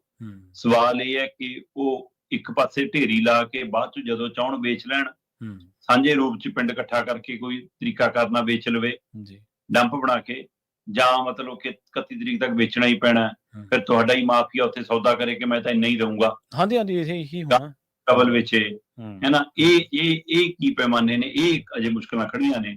ਫਿਰ ਦਵਾਈਆਂ ਵਾਲੀਆਂ ਮੁਸ਼ਕਲਾਂ, ਬਿਮਾਰੀਆਂ ਵਾਲੀਆਂ ਮੁਸ਼ਕਲਾਂ, ਉਹਦੇ ਲਈ ਕਿਹਾ ਜਾ ਰਿਹਾ ਜੀ ਟੀਮਾਂ ਲਾ ਦਿਆਂਗੇ। ਪਹਿਲਾਂ ਤੁਸੀਂ ਕਹਿੰਦੇ ਸੀ ਅਫਸਰ ਲਾ ਦਿਆਂਗੇ। ਕੁਝ ਨਵੇਂ ਪਹਿਲੂ ਉੱਭਰੇ ਨੇ। ਉਹ ਕਹਿੰਦੇ ਕਿ ਵੀ ਰਾਹਤ ਸਮੱਗਰੀ ਜਿਹੜੀ ਜਾ ਰਹੀ ਹੈ, ਰਾਹਤ ਰਾਸ਼ੀ ਜਿਹੜੀ ਜਾ ਰਹੀ ਹੈ, ਉਹ 'ਚ ਕਈ ਵਾਰ ਸਾਡੀਆਂ ਪਹਿਲ ਬਣ ਜਾਣਗੀਆਂ, ਘਰ ਦੀਆਂ ਚੀਜ਼ਾਂ, ਲੋੜਾਂ, ਰਾਸ਼ਨ ਪੱਤਾ, ਛੱਤ, ਮਕਾਨ, ਪਸ਼ੂ, ਡੰਗਰ, ਜਿਹਦੇ ਨਾਲ ਘਰ ਚੱਲਦਾ, ਉਹ ਸਾਰਾ ਕੁਛ, ਖੇਤੀ ਨਾਲ ਸੰਬੰਧਿਤ ਚੀਜ਼ਾਂ, ਹੈ ਨਾ। ਜੇ ਦੁਕਾਨਦਾਰ ਆ, ਉਹਦੀਆਂ ਦੁਕਾਨ ਦੀਆਂ ਚੀਜ਼ਾਂ, ਮਜ਼ਦੂਰ ਆ ਤਾਂ ਉਹਦੀਆਂ ਪਹਿਲੀਆਂ ਲੋੜਾਂ, ਕੱਪੜਾ ਲੀੜਾ। ਪਰ ਕਹਿੰਦੇ ਕਿ ਇਹਦੇ ਵਿੱਚ ਜਿਹੜੇ ਬੱਚੇ ਪੜ੍ਹਨ ਵਾਲੇ ਨੇ, ਕਿਤੇ ਉਹ ਨਾ ਪਿੱਛੇ ਰਹਿ ਜਾਣ ਕਿ ਉਹਨਾਂ ਦੀ ਕਾਪੀਆਂ ਕਿਤਾਬਾਂ ਇਸ ਕਦਰ ਖਤਮ ਹੋ ਗਈਆਂ ਹੋਣ ਕਿ ਉਹਦਾ ਕੋਈ ਹਿੱਲਾ ਸਿਲਾਈ ਨਾ ਹੋਵੇ। ਉਹਦੇ ਲਈ ਵੀ ਕੁਝ ਪਹਿਲ ਕਦਮੀ ਦੀ ਲੋੜ ਹੈ ਨਾ। ਫਿਰ ਕਹਿੰਦੇ ਕਿ ਘੱਟੋ ਘੱਟ ਕੈਂਪ ਲੱਗਣੇ ਚਾਹੀਦੇ ਨੇ। ਜੇ ਘਰ 'ਚ ਪਾਣੀ ਵੜਿਆ, ਸਮਾਨ ਹੜਿਆ, ਸਮਾਨ ਨੁਕਸਾਨਿਆ ਗਿਆ, ਤਾਂ ਫਿਰ Aadhaar card, pan card, voter card, passport, ਹੈ ਨਾ, ਸਰਟੀਫਿਕੇਟ, ਹੋਰ ਕਿੰਨਾ ਕੁ ਦਸਤਾਵੇਜ਼ੀ ਤੌਰ ਦੇ ਉੱਤੇ, ਜ਼ਮੀਨਾਂ ਦੀਆਂ ਰਜਿਸਟਰੀਆਂ, ਫਰਦਾਂ, ਕੁਛ ਸਾਰਾ ਕੁਛ, ਫਿਰ ਉਹਦੇ ਲਈ ਵੀ ਕੋਈ ਪ੍ਰਬੰਧ ਤੁਰੰਤ ਸਰਕਾਰ ਨੂੰ ਕੈਂਪ ਲਾ ਕੇ ਪਿੰਡ ਪੱਧਰ ਤੇ ਕਰਨੇ ਚਾਹੀਦੇ ਨੇ। ਕੁਝ ਅਜਿਹੀਆਂ ਗੱਲਾਂ ਵੀ ਚੱਲੀਆਂ। ਪਰ ਜੋ ਤਾਜ਼ਾ ਸਥਿਤੀ ਹੈ, ਜੇ ਆਪਾਂ ਕਹੀਏ ਹੜ੍ਹ ਦੀ, ਕਿ ਆਪਾਂ ਜਿਵੇਂ ਮੁਸ਼ਕਲਾਂ ਦੀ ਗੱਲ ਕਰਦੇ ਵੱਧ ਰਹੀਆਂ, ਉਹਦੇ ਵਿੱਚ ਤਾਜ਼ਾ ਸਥਿਤੀ ਜਿਵੇਂ ਨਜ਼ਰਸਾਨੀ ਕਰਾਂ ਤਾਂ ਅੱਜ ਦੀ ਤਰੀਕ 'ਚ ਜੀ ਕਰੀਬ 4 ਲੱਖ, 3,87,000 ਤੋਂ ਵੱਧ ਲੋਕ ਬੇਘਰ ਹੋਏ ਨੇ, ਤੇ 2050 ਤੋਂ ਵੱਧ ਪਿੰਡ ਪ੍ਰਭਾਵਿਤ ਨੇ ਇਸ ਹੜ੍ਹਾਂ 'ਚੋਂ, ਜਿਹੜਾ ਅੰਕੜਾ ਆ ਰਿਹਾ। ਤੇ ਇਹਨਾਂ ਵਿੱਚ 20 ਲੱਖ ਤੋਂ ਵੱਧ ਲੋਕ ਸਿੱਧੇ ਰੂਪ 'ਚ ਹੜ੍ਹ ਤੋਂ ਪੀੜਤ ਨੇ। ਤੇ ਜਦੋਂ ਕਿ 4 ਲੱਖ ਦੇ ਕਰੀਬ 3,87,000 ਤਾਂ ਉਹ ਲੋਕ ਨੇ ਜਿਹੜੇ ਘਰੋਂ ਬੇਘਰ ਹੋ ਗਏ ਇੱਕ ਤਰ੍ਹਾਂ ਨਾਲ। ਫਿਰ ਇਹਦੇ ਵਿੱਚ 1.84 ਲੱਖ ਹੈਕਟਰ ਜ਼ਮੀਨ ਸਾਡੀ ਮਾਰ ਹੋ ਗਈ, ਜਿਹਦੇ ਪਾਣੀ ਦੀ, ਹੜ੍ਹ ਦੀ 1.84 ਲੱਖ ਹੈਕਟਰ ਤੇ ਕਰੀਬ 51 ਤੱਕ ਦੀ ਮੌਤਾਂ ਦੀ ਗਿਣਤੀ ਹੁਣ ਤੱਕ ਸਾਹਮਣੇ ਆ ਚੁੱਕੀ ਹੈ, ਜਿਨ੍ਹਾਂ ਲਈ ਮੁੱਖ ਮੰਤਰੀ ਸਾਹਿਬ ਕਹਿੰਦੇ 4-4 ਲੱਖ ਰੁਪਈਆ ਅਸੀਂ ਉਹਨਾਂ ਪਰਿਵਾਰਾਂ ਨੂੰ ਦਿਆਂਗੇ ਨਾ। ਸੋ ਇਸ ਤਰ੍ਹਾਂ ਤਾਜ਼ਾ ਸਥਿਤੀ ਦੇ ਵਿੱਚ ਪਾਣੀ ਜ਼ਰੂਰ ਘਟਿਆ ਜੀ, ਮੁਸ਼ਕਲ ਦੀ ਬਿਲਕੁਲ ਪਾਣੀ ਮੁਸ਼ਕਲਾਂ ਛੱਡ ਗਿਆ ਜੀ, ਫਿਰ ਮੁਸ਼ਕਲਾਂ ਘਟਣੀਆਂ ਕਿਵੇਂ, ਦੁਸ਼ਵਾਰੀਆਂ ਛੱਡ ਗਿਆ ਸ਼ਰਮਾ ਜੀ ਪਾਣੀ। ਇੱਕ ਗੱਲ ਆਪਾਂ ਸ਼ੁਰੂ ਦੇ ਵਿੱਚ ਹੀ ਕਹੀ ਸੀਗੀ, ਤੁਸੀਂ ਜਦੋਂ ਆਪਾਂ ਗੱਲਬਾਤ ਕਰ ਰਹੇ ਸੀ ਅਚਾਨਕ ਕਿੰਨਾ ਪਾਣੀ ਆਉਂਦੀ, ਅਚਾਨਕ ਫਲੱਡ ਗੇਟ ਖੋਲੇ ਜਾਣ ਦੀ, ਤੁਸੀਂ ਕਿਹਾ ਸੀਗਾ ਵੀ ਮੈਨੇਜਮੈਂਟ ਦਾ ਪਤਾ ਲੱਗਦਾ ਇੱਥੋਂ ਕਿ ਮੈਨੇਜਮੈਂਟ ਹੈ ਜਾਂ ਫਿਰ ਤੁਹਾਡੇ ਇਰਾਦੇ ਕੁਛ ਹੋਰ ਨੇ, ਜਾਂ ਤੁਹਾਡਾ ਲੌਜਿਕ ਜਿਹੜਾ ਉਹ ਖੜ ਨਹੀਂ ਰਿਹਾ ਕਿਸੇ ਵੀ ਮਾਮਲੇ 'ਚ, ਜਿਹੜੇ ਤੁਸੀਂ ਗੇਟ ਖੋਲਦੇ ਹੋ ਤੇ ਲੌਜਿਕ ਦਿੰਦੇ ਹੋ। ਹੜ੍ਹਾਂ ਦਾ ਸੱਚ ਕਹਿੰਦੇ ਜਦੋਂ ਫਰੋਲਦੇ ਆ ਜਾਂ ਜਦੋਂ ਇਹਨੂੰ ਖੰਗਾਲਦੇ ਆ ਤਾਂ ਡੈਮ ਜਿਹੜੇ ਆ ਉਹਨਾਂ ਨੂੰ ਪਹਿਲਾਂ ਜਾਣਬੁੱਝ ਕੇ ਭਰਿਆ ਗਿਆ, ਪਹਿਲਾਂ ਹੀ ਜਦੋਂ ਪਹਾੜਾਂ ਤੋਂ ਪਾਣੀ ਆਉਣਾ ਸੀ ਜਾਂ ਮੀਂਹ ਹੋਰ ਪੈਣਾ ਸੀ, ਇਹਦੀ ਅਸੈਸਮੈਂਟ ਕੀਤਿਆਂ ਬਿਨਾਂ ਹੀ ਕਹਿੰਦੇ ਡੈਮ ਜਿਹੜੇ ਨੇ ਉਹ ਫੁੱਲ ਭਰ ਲਏ ਗਏ ਸੀ। ਪ੍ਰਵੀਨ ਜੀ, ਆਪਾਂ ਨਾ ਤਾਂ ਇੰਜੀਨੀਅਰ ਨਾ ਆਪਾਂ ਡੈਮਾਂ ਦੀ ਤਕਨੀਕ ਪੂਰੀ ਤਰ੍ਹਾਂ ਵਾਕਫ ਆ। ਹਾਂਜੀ। ਪਰ ਆਪਾਂ ਸਮਾਜਿਕ ਤੌਰ ਤੇ ਵਿਚਰਦੇ ਹਾਂ, ਪਿੰਡਾਂ ਨਾਲ ਜੁੜੇ ਹੋਣ ਦੇ ਨਾਤੇ, ਪਾਣੀਆਂ ਦੇ ਇਸ ਦੇਸ਼ 'ਚ ਜਨਮੇ ਹੋਣ ਦੇ ਨਾਤੇ ਆਪਾਂ ਇੰਨਾ ਤਾਂ ਵਾਕਫ ਹੈ ਕਿ ਪਾਣੀ ਨੇ ਆਪਣੇ ਵਹਾਅ 'ਚ ਬਹਿਣਾ ਹੁੰਦਾ ਜੀ। ਤੇ ਜੇ ਤੁਸੀਂ ਉਸ ਨੂੰ ਨੱਕੇ ਲਾ ਕੇ ਰੋਕੋਗੇ, ਧੱਕੇ ਨਾਲ ਰੋਕੋਗੇ, ਜਾਂ ਤਾਂ ਤੋੜ ਕੇ ਨਿਕਲੂਗਾ ਜਾਂ ਤੁਸੀਂ ਉਹਨੂੰ ਇਕੱਠਿਆਂ ਛੱਡੋਗੇ। ਸੋ ਡੈਮਾਂ ਤੇ ਉਹੀ ਹੋਇਆ। ਆਪਾਂ ਉਹਦੇ ਹਵਾਲੇ ਨਾਲ ਗੱਲ ਵੀ ਕਰਦੇ ਰਹੇ ਕਿ ਸ਼ੰਕਾ ਸ਼ੁਭਾ ਪੈਦਾ ਹੁੰਦੀ ਹੈ ਕਿ ਤੁਸੀਂ ਨਾ ਤਾਂ ਆਪਣੇ ਦਰਿਆ ਜਿਉਂਦੇ ਰੱਖ ਰਹੇ ਹੋ ਕਿ ਉਹਨਾਂ 'ਚ ਪ੍ਰੋਪਰ 20-25% ਬਹਿਣ ਹੁੰਦਾ ਰਹੇ ਤੇ ਦਰਿਆ ਜਿਉਂਦੇ ਰਹਿਣ, ਤੇ ਸਾਰਾ ਸਾਲ ਤੁਸੀਂ 11 ਮਹੀਨਿਆਂ 'ਚ ਪਾਣੀ ਨਹੀਂ ਛੱਡਦੇ ਤੇ ਜਦੋਂ ਹੜ੍ਹ ਦੇ ਦਿਨ ਹੁੰਦੇ ਨੇ ਫਿਰ ਤੁਸੀਂ ਇਕੱਠਾ ਛੱਡਦੇ ਹੋ। ਇਸ ਆਪਾਂ ਇਸ ਤਕਨੀਕ ਤੇ ਗੱਲ ਕਰਦੇ ਰਹੇ। ਫਿਰ ਅੱਜ ਜਿਹੜੇ ਨੁਕਤੇ ਤੇ ਤੁਸੀਂ ਸਵਾਲ ਕਰ ਰਹੇ ਹੋ, ਹੜ੍ਹਾਂ ਦਾ ਸੱਚ, ਉਹ ਮੈਂ ਇਹਨਾਂ ਦੇ ਮਾਹਿਰਾਂ ਦੇ ਬਿਆਨਾਂ ਦੇ ਹਵਾਲੇ ਨਾਲ ਗੱਲ ਕਰ ਰਿਹਾ। ਠੀਕ ਹੈ ਜੀ। ਅਮਰਜੀਤ ਸਿੰਘ ਨੇ, ਸਾਬਕਾ ਚੀਫ ਇੰਜੀਨੀਅਰ ਨੇ ਸਿੰਚਾਈ ਦੇ ਜੀ, ਉਹ ਕਹਿੰਦੇ ਕਿ ਅਜਿਹੀ ਸਥਿਤੀ ਦੇ ਵਿੱਚ ਜਦੋਂ ਪਹਿਲਾਂ ਇਹ ਇਤਲਾਹ ਹੋਵੇ, ਜਾਣਕਾਰੀ ਹੋਵੇ ਮੌਸਮ ਵਿਭਾਗ ਵੱਲੋਂ ਸਰਕਾਰੀ ਤੌਰ ਦੇ ਉੱਤੇ, ਅਧਿਕਾਰਕ ਤੌਰ ਦੇ ਉੱਤੇ ਕਿ ਇਸ ਵਾਰ ਇੰਨੇ ਮੀਂਹ ਪੈਣੇ ਆ, ਇੰਨੀ ਤਰੀਕ ਤੱਕ ਮੀਂਹ ਪੈਣੇ ਆ, ਇੰਨਾ ਪਾਣੀ ਆਉਣਾ ਡੈਮਾਂ 'ਚ, ਇੰਨੇ ਪਾਣੀ ਦੀ ਆਮਦ ਦਾ ਅੰਦਾਜ਼ਾ, ਤਾਂ 20 ਤੋਂ 25 ਫੁੱਟ ਡੈਮ ਖਾਲੀ ਰੱਖਣੇ ਹੁੰਦੇ ਜੀ। ਇਹ ਉਹਨਾਂ ਦਾ, ਮੈਂ ਉਹਨਾਂ ਦੀ ਰਿਪੋਰਟ ਦੇ ਆਧਾਰ ਤੇ ਗੱਲ ਕਰ ਰਿਹਾ ਜੀ, ਜਿਹੜੇ ਸਾਬਕਾ ਚੀਫ ਇੰਜੀਨੀਅਰ ਰਹੇ ਨੇ ਸਿੰਚਾਈ ਦੇ। ਉਹ ਕਹਿੰਦੇ 20 ਤੋਂ 25 ਫੁੱਟ ਖਾਲੀ ਰੱਖਣੇ ਸੀ ਡੈਮ, ਪਰ ਇਹਨਾਂ ਨੇ ਪਹਿਲਾਂ ਹੀ ਭਰ ਲਏ ਜੀ। ਤੇ ਜਦੋਂ ਪਹਿਲਾਂ ਹੀ ਤੁਸੀਂ ਭਰ ਲਏ ਤੇ ਫਿਰ ਜਦੋਂ ਉੱਪਰੋਂ ਪਾਣੀ ਆਊਗਾ ਤੇ ਤੁਸੀਂ ਇਹਨੂੰ ਫਟਾਫਟ ਛੱਡੋਗੇ। ਫਿਰ ਤਾਂ ਫਿਰ ਤੁਸੀਂ ਓਨਾ ਹੀ ਪਾਣੀ ਜਿੰਨਾ ਆਉਂਦਾ ਸੀ ਰੋਜ਼ ਓਨਾ ਛੱਡ ਰਹੇ ਸੀ। ਜੇ ਅਸੀਂ ਘੱਟ ਰੱਖੇ ਹੁੰਦੇ ਤਾਂ ਕੁਝ ਕਪੈਸਿਟੀ ਤੁਹਾਡੀ ਉਹ ਹੁੰਦੀ, ਉਹਦੇ ਵਿੱਚੋਂ ਰੋਜ਼ ਥੋੜਾ ਰਿਲੀਜ਼ ਹੁੰਦਾ ਜੀ, ਸ਼ਾਇਦ ਇਹ ਸਥਿਤੀ ਨਾ ਬਣਦੀ। ਪਰ ਉਹ ਇਸ ਦੇ ਪਿੱਛੇ ਜਿਹੜਾ ਆਧਾਰ ਦਿੰਦੇ ਨੇ ਉਹ ਗੌਰ ਮੰਗਦਾ। ਠੀਕ ਹੈ। ਉਹ ਕਹਿੰਦੇ ਵੀ ਪਹਿਲੀ ਗੱਲ ਤਾਂ ਆਪਾਂ ਵੀ ਕਈ ਵਾਰ ਗੱਲ ਕੀਤੀ ਕਿ BBMB ਦੀ ਲੋੜ ਹੈ। ਜੇ ਡੈਮ ਸੂਬਿਆਂ ਦੀ ਉਹ ਨੇ, ਮਲਕੀਅਤ ਨੇ, ਤਾਂ ਸੂਬੇ ਸੰਭਾਲਣ ਆਪੇ। ਹੁਣ BBMB ਨੇ ਪ੍ਰੈਸ ਕਾਨਫਰੰਸ ਕਰਕੇ ਕਹਿਤਾ ਜੀ ਕਿ ਅਸਾਂ ਤੁਹਾਡੇ ਮੁੱਖ ਮੰਤਰੀ ਨੂੰ ਦੱਸਤਾ ਸੀ। ਆਪਾਂ ਜਦ ਵੀ ਸਵਾਲ ਕੀਤਾ ਬਿਲਕੁਲ ਮੁੱਖ ਮੰਤਰੀਆਂ ਦੀ ਸਮਝ ਨਹੀਂ ਕਿ ਮਿਲੇ ਹੋਏ ਨੇ। ਸਹੀ ਹੈ। ਪਰ ਸਾਬਕਾ ਚੀਫ ਇੰਜੀਨੀਅਰ ਅਮਰਜੀਤ ਸਿੰਘ ਹੋਰੀ ਕਹਿੰਦੇ ਕਿ ਇਸ ਮੌਕੇ ਕੇਂਦਰੀਕਰਨ ਜਦ ਤੋਂ ਹੋਇਆ ਤਦ ਤੋਂ ਇਰੀਗੇਸ਼ਨ ਤੇ ਸਿੰਚਾਈ ਦੇ ਵਿੱਚ ਜਾਂ ਪਾਵਰ ਦੇ ਵਿੱਚ, ਮਤਲਬ ਕਿ ਸਾਡਾ ਮੈਂਬਰ ਨਹੀਂ ਹੈਗਾ ਹੁਣ BBMB 'ਚ। ਅੱਗੇ ਇਰੀਗੇਸ਼ਨ ਤੇ ਪਾਵਰ ਇਹ ਦੋਏ ਮੈਂਬਰ ਪੰਜਾਬ ਤੇ ਹਰਿਆਣਾ ਦੇ ਹੁੰਦੇ ਸਨ। ਸਹੀ ਗੱਲ, ਬਿਲਕੁਲ। ਹੁਣ ਅੱਜ ਦੀ ਤਰੀਕ 'ਚ ਦੋਏ ਮੈਂਬਰ ਬਾਹਰੋਂ ਨੇ, ਤੇ ਜਦੋਂ ਦੋਏ ਮੈਂਬਰ ਬਾਹਰੋਂ ਨੇ, ਨਾ ਤਾਂ ਉਹਨਾਂ ਨੂੰ ਇਸ ਸੂਬੇ ਦੀ ਭੂਗੋਲਿਕ ਸਥਿਤੀ ਪਤਾ ਹੈ, ਨਾ ਉਹਨਾਂ ਨੂੰ ਸਾਡੇ ਪਿੰਡਾਂ ਦਾ, ਖੇਤਾਂ ਦਾ ਪਤਾ ਹੈ। ਜੀ ਬਿਲਕੁਲ। ਨਾ ਉਹ ਸਾਡੇ ਨਾਲ ਉਹ ਤਵੱਕੋ ਰੱਖਦੇ ਨੇ, ਉਹ ਦਰਦ ਰੱਖਦੇ ਨੇ, ਉਹ ਪੀੜ ਰੱਖਦੇ ਨੇ, ਸਾਂਝ ਰੱਖਦੇ ਨੇ। ਬਿਲਕੁਲ ਸਹੀ ਹੈ। ਤੇ ਇਸ ਲਈ ਵੀ, ਤੇ ਦੂਜਾ, ਜਦੋਂ ਅੱਜ ਦੀ ਤਰੀਕ 'ਚ ਸਾਰਾ ਕੁਝ ਪਤਾ ਹੈ ਟੈਕਨੋਲੋਜੀ ਦੇ, ਕਹਿੰਦੇ 1988 ਛੜ ਆਏ ਸੀ, ਜਦ ਇਹ ਤਕਨੀਕ ਨਹੀਂ ਸੀ ਐਡੀ ਬੜੀ ਕਿ ਮੀਂਹ ਕਿੰਨਾ ਹੋ ਰਾਜੂ, ਪਾਣੀ ਕਿੰਨਾ ਹੋ ਰਾਜੂ, ਕਿੰਨਾ ਰੱਖਣਾ ਕਿੰਨਾ ਨਹੀਂ। ਜਦੋਂ ਅੱਜ ਇਹ ਤਕਨੀਕ ਸੀ ਤਾਂ ਵੀ ਤੁਸੀਂ ਡੈਮ ਖਾਲੀ ਰੱਖਣ ਵਾਲਾ ਨਿਯਮ ਵੀ ਕਿਉਂ ਨਹੀਂ ਪਾਲਿਆ? ਤੁਹਾਨੂੰ ਸਾਰੀ ਸਮਝ ਨਾ ਵੀ ਹੋਵੇ ਤਾਂ ਵੀ ਤੁਸੀਂ ਪਾਣੀਆਂ ਦੀ ਆਮਦ ਦੇ ਹਿਸਾਬ ਨਾਲ ਖਾਲੀ ਨਹੀਂ ਰੱਖੇ, ਫਿਰ ਇਹਨੂੰ ਨਲਾਇਕੀ ਕਹੀਏ ਕਿ ਸਾਜ਼ਿਸ਼ ਕਹੀਏ? ਸਾਜ਼ਿਸ਼ ਕਹੀਏ, ਬਿਲਕੁਲ ਸਹੀ ਹੈ। ਕਿਹਦੇ ਕਹੇ ਤੇ ਡੈਮ ਪਹਿਲਾਂ ਹੀ ਭਰੇ, ਇਹ ਦੱਸ ਦੇਵੇ BBMB ਬਸ। ਕਿ ਉਹਨਾਂ ਨੇ ਆਪਣੇ ਹੀ ਨਿਯਮ ਦਾ ਪਾਲਣ ਕਿਉਂ ਨਹੀਂ ਕੀਤਾ। ਦੂਸਰੇ ਪਾਸੇ NK ਮਾਥੁਰ ਨੇ ਜੀ, ਇਹ ਸਾਬਕਾ ਮੈਂਬਰ ਨੇ ਸੈਂਟਰਲ ਵਾਟਰ ਕਮਿਸ਼ਨ ਦੇ ਭਾਰਤ ਦੇ, ਠੀਕ ਹੈ ਜੀ। ਉਹ ਕਹਿੰਦੇ ਕਿ ਭਾਖੜਾ ਡੈਮ ਭਾਰਤ ਦੇ ਡੈਮਾਂ 'ਚ ਸਭ ਤੋਂ ਮਾਡਰਨ ਤਕਨੀਕ ਵਾਲਾ ਡੈਮ, ਠੀਕ ਹੈ, ਹਾਈਟੈਕ ਡੈਮ ਹੈ, ਪਰ ਇਹਦੇ ਵਿੱਚੋਂ ਸਿਲਟ ਕੱਢਣ ਦਾ ਕੋਈ ਪ੍ਰਬੰਧ ਹੀ ਨਹੀਂ, ਕਦੇ ਸਿਲਟ ਸਾਫ਼ ਹੀ ਨਹੀਂ ਹੋਇਆ, ਤੇ ਡੈਮ ਦੀ ਜਿੰਨੀ ਸਮਰੱਥਾ ਹੈ ਉਹਨਾਂ ਉਹ ਪਾਣੀ ਸਟੋਰ ਹੀ ਨਹੀਂ ਕਰ ਸਕਦਾ। ਸਹੀ ਹੈ, ਬਿਲਕੁਲ, ਤੇ ਤੁਸੀਂ ਉਹਨਾਂ ਪਾਣੀ ਡੀਕਦੇ ਰਹਿੰਦੇ ਹੋ। ਹੁਣ ਇਹ ਨਾ ਮੈਂ ਕਹਿ ਰਿਹਾ ਜੀ, ਨਾ ਤੁਸੀਂ ਕਹਿ ਰਹੇ ਹੋ ਜੀ, ਹੁਣ ਇਹ ਆਪਾਂ ਦੋਏ ਮਾਹਿਰਾਂ ਦੇ ਹਵਾਲੇ ਨਾਲ ਗੱਲ ਰੱਖੀ ਹੈ। ਉਹ ਕਹਿੰਦੇ ਸਿਲਟ ਕੱਢੀਓ ਨਹੀਂ, ਉਹਦੀ ਸਮਰੱਥਾ ਉਨੀ ਹੈ ਹੀ ਨਹੀਂ, ਤੇ ਫਿਰ ਤੁਸੀਂ ਡੀਕਦੇ ਰਹਿੰਦੇ ਹੋ ਪਾਣੀ ਹੋਰ ਆਊਗਾ, ਤੇ ਬਾਅਦ ਚੋਂ ਸੰਭਾਲਣ ਦੀ ਸਮਰੱਥਾ ਨਹੀਂ ਹੁੰਦੀ। ਬਿਲਕੁਲ, ਜੇ ਕੋਈ ਭਾਂਡਾ ਕੋਈ ਗਾਰ ਹੋਏ ਚਾ ਕੇ ਜਮਾ ਹੀ ਹੋਈ ਜਾਂਦੀ ਉਹੀ ਸਿਸਟਮ ਹੈ। ਇਸ ਪੱਖੋਂ ਇਹਦਾ ਮਤਲਬ ਹੜ੍ਹਾਂ ਦਾ ਸੱਚ ਇਹ ਆ ਕਿ ਤੁਸੀਂ ਡੈਮ ਜਾਣਬੁੱਝ ਕੇ ਸਮੇਂ ਤੋਂ ਪਹਿਲਾਂ ਭਰੇ ਤੇ ਫਿਰ ਪੰਜਾਬ ਨੂੰ ਹੜ੍ਹ ਦੇ ਤੱਕ ਦਿੱਤਾ। ਬਿਲਕੁਲ ਸਹੀ ਜੀ। ਜਾਂਦਿਆਂ ਦੀ ਗੱਲ ਕਰੀਏ ਪੰਜਾਬ ਦੀ ਇੱਕ ਹੋਰ ਵਿਪਤਾ ਦੀ, ਜਿਹਦੇ ਬਾਰੇ ਸਰਕਾਰਾਂ ਵੀ ਬਦਲ ਗਈਆਂ, ਸਾਰਾ ਕੁਝ ਹੋ ਗਿਆ, ਪਰ ਉਸ ਮਸਲੇ ਦਾ ਹੱਲ ਨਹੀਂ ਹੋਇਆ। 2 ਸਕੇ ਭਰਾਵਾਂ ਨੂੰ ਚਿੱਟੇ ਦੇ ਨਾਗ ਨੇ ਡੰਗਿਆ ਜੀ, ਤੇ ਇਸ ਕਹਾਣੀ ਦੇ ਵਿੱਚ ਦੁਖਦਾਈ ਪਹਿਲੂ ਇਹ ਹੈ ਕਿ ਤੀਜਾ ਜਿਹੜਾ ਉਹਨਾਂ ਦਾ ਭਰਾ ਉਹ ਪਹਿਲਾਂ ਹੀ ਨਸ਼ੇ ਦੀ ਭੇਂਟ ਚੜ ਗਿਆ। ਹੁਣ ਜਿਹਦੇ ਘਰੋਂ ਸ਼ਰਮਾ ਜੀ 3 ਅਰਥੀਆਂ ਉੱਠੀਆਂ ਜਾਂ 3 ਇਸ ਤਰ੍ਹਾਂ ਦੀਆਂ ਮੌਤਾਂ ਹੋਈਆਂ ਜਵਾਨੀ ਉਮਰ ਦੇ ਵਿੱਚ, ਉਹ ਘਰ ਕੰਧਾਂ ਰੋਂਦੀਆਂ ਹੋਣਗੀਆਂ, ਉਹਨਾਂ ਦੀਆਂ ਇੱਟਾਂ ਰੋਂਦੀਆਂ ਹੋਣਗੀਆਂ। ਰਵੀਨ ਜੀ, ਤਰਨਤਾਰਨ ਖੇਤਰ ਦਾ ਜਾਮਾ ਰਾਏ ਪਿੰਡ ਜੀ, ਜਾਮਾ ਰਾਏ ਪਿੰਡ ਦਾ ਸਾਬਕਾ ਫੌਜੀ ਤੇ 2.5 ਏਕੜ ਜ਼ਮੀਨ ਦਾ ਮਾਲਕ ਸੀ, ਜਿਹੜੀ ਪੁੱਤਾਂ ਦੀ ਨਸ਼ੇ ਦੀ ਭੇਟ ਚੜ ਗਈ ਜੀ। ਤੇ ਹੁਣ ਉਹ ਬਜ਼ੁਰਗਾਂ ਦਾ ਬੁਢਾਪਾ ਦੇਖੋ ਕਿਵੇਂ ਰੁਲਦਾ ਹੋਊਗਾ। ਸਹੀ ਹੈ ਕਿ ਉਹਦੇ ਲੰਘੇ ਦਿਨੀ 2 ਪੁੱਤ ਇਕੱਠੇ ਟੀਕੇ ਲਾ ਕੇ ਇੱਕੋ ਰਾਤ ਮਰ ਗਏ। ਤੇ ਉਹ ਪਿਓ ਇਕੱਠੀਆਂ 2 ਲਾਸ਼ਾਂ ਆਪਣੇ ਮੋਢਿਆਂ ਤੇ ਢੋ ਕੇ ਸ਼ਮਸ਼ਾਨ ਛੱਡ ਕੇ ਆਇਆ, ਜਿਹਨੇ ਕਦੇ ਦੇਸ਼ ਦੀ ਸੇਵਾ ਕੀਤੀ ਹੈ।